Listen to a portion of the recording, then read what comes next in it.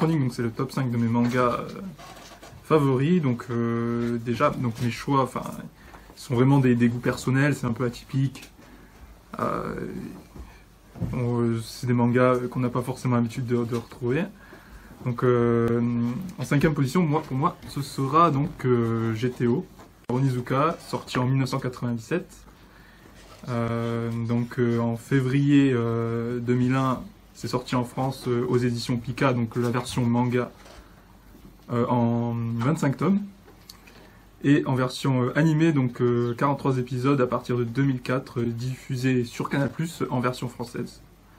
Alors pour résumer vite l'histoire, donc c'est l'histoire d'un professeur qui s'appelle Eikichi Onizuka, c'est lui le personnage principal, qui est donc professeur dans un lycée, donc lui il a 22 ans, c'est son premier métier, et donc il est professeur dans un lycée réputé difficile, mais il est réputé donc aussi pour ses méthodes d'enseignement anticonformistes, et il y a beaucoup d'humour dans ce manga, c'est vraiment... donc pourquoi j'aime ce manga-là, parce que il traite des différents problèmes de la société japonaise, mais aussi occidentale, comme tout ce qui est harcèlement au collège, ou suicide, difficultés scolaires, etc. Mais toujours sur de l'humour, et c'est pour ça que j'apprécie ce manga. Ensuite, en 4e position, alors pardonnez-moi mon accent japonais, mais je vais tenter de le lire, donc le titre. Ore no Nunai Sentakushi ga Gakuen Love Comedy wo Zenryoku de Jamashiteru. Donc ça c'est le titre. Donc, sorti en 2013. Donc la traduction possible en français, c'est mes choix mentaux interfèrent complètement avec ma comédie romantique écolière. Donc voilà, comme le dit le titre, c'est une comédie humoristique qui mélange un peu tous les genres, donc romantisme, humour. L'humour est vraiment omniprésent, on n'arrête pas de rigoler à chaque minute. C'est donc un animé en 10 épisodes où on suit les aventures de Kanade Amakusa, qui est qui a une malédiction en fait, c'est que des choix mentaux s'imposent dans sa tête. En gros, il a deux possibilités aléatoirement, et il doit choisir d'exécuter une ou l'autre action. Et donc voilà, j'ai vraiment aimé ce manga parce qu'on rigole beaucoup. C'est vraiment très drôle, et il y a plein de sujets différents, plein de personnages. On s'attache vraiment à l'histoire, aux personnages. Et en plus, c'est rapide, 10 épisodes.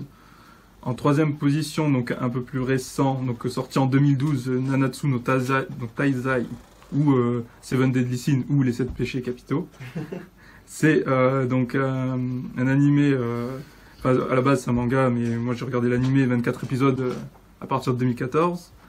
Donc le résumé vite fait, donc le résumé Wikipédia, c'est: dans le royaume de Lyonesse, les chevaliers sacrés, des soldats au pouvoir terrifiant au service de la couronne, viennent de trahir et renverser le roi. Elisabeth Lyonesse, la 3e fille du roi, réussit à s'enfuir et part chercher de l'aide. Son seul espoir est de retrouver les 7 péchés capitaux. Ce sont 7 guerriers redoutables recherchés pour avoir tué jadis le chef des chevaliers sacrés. Et en fait, j'ai vraiment aimé cet animé du coup, parce que c'est très dynamique, il y a de l'action tout le temps, ça mélange aussi les genres, c'est drôle, c'est fantastique. C'est comme si on mélangeait Fairy Tail, One Piece et même Game of Thrones en un manga. Ensuite, en 2e position, toujours sorti en 2012, c'est Haikyuu. Donc un manga qui traite du sport qui est le volleyball. Actuellement, donc 3 saisons en animé depuis 2014. Et en gros, l'histoire, c'est qu'on suit en fait les aventures de Hinata Shoyo et Tobio Kageyama, 2 ennemis au collège qui se retrouvent dans le même lycée qui s'appelle Karasuno, et donc dans la même équipe de volley. Et donc l'un est passeur et a une mauvaise réputation, et l'autre est attaquant, mais il trouve personne pour lui faire une bonne passe. Donc en gros, les deux ils se retrouvent et ils sont complémentaires. Donc ils vont devoir trouver les bonnes techniques et pour trouver des bonnes combinaisons, etc. Donc au début ils s'entendent pas, mais après au fur et à mesure des matchs et des épisodes, on voit comment leur relation évolue. Et c'est ça qui est intéressant dans ce manga. Et j'ai préféré ce manga par exemple à notre manga de sport qui est Kuroko no Basket, un manga de basket, parce que dans Haikyuu, donc pour le volley, l'histoire est vraiment centrée sur pas que les personnages principaux, mais sur tous leurs coéquipiers. Et le passé de tous les coéquipiers, on apprend vraiment à les connaître, et on voit vraiment très en détail les relations entre eux, mais aussi les relations avec les autres équipes adverses et comment l'histoire évolue. Et enfin, donc mon top 1, c'est One Piece, bien évidemment, sorti en 1997, donc en manga, mais en animé, c'est sorti en 2003 en version française, alors que c'était en 1998 l'animé au Japon. Actuellement, donc c'est le manga qui comptabilise, je crois, le plus d'épisodes avec 780 en version japonaise, donc, et 740 traduits en version doublée en version française. Pour résumer vite l'histoire, c'est donc Luffy, le personnage principal, et son équipage de pirates, donc cherchent à devenir l'équipage pirate le plus fort. Donc Luffy veut devenir le roi des pirates et trouver le One Piece, qui est un fabuleux trésor légendaire. Donc on ne sait pas c'est quoi, c'est quoi comme sorte de trésor.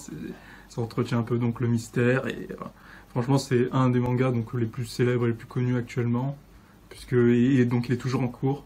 Et franchement j'aime bien ce manga parce qu'il y a de l'action, il y a plein de personnages et tout ça. Et tu regardes l'animé en parallèle?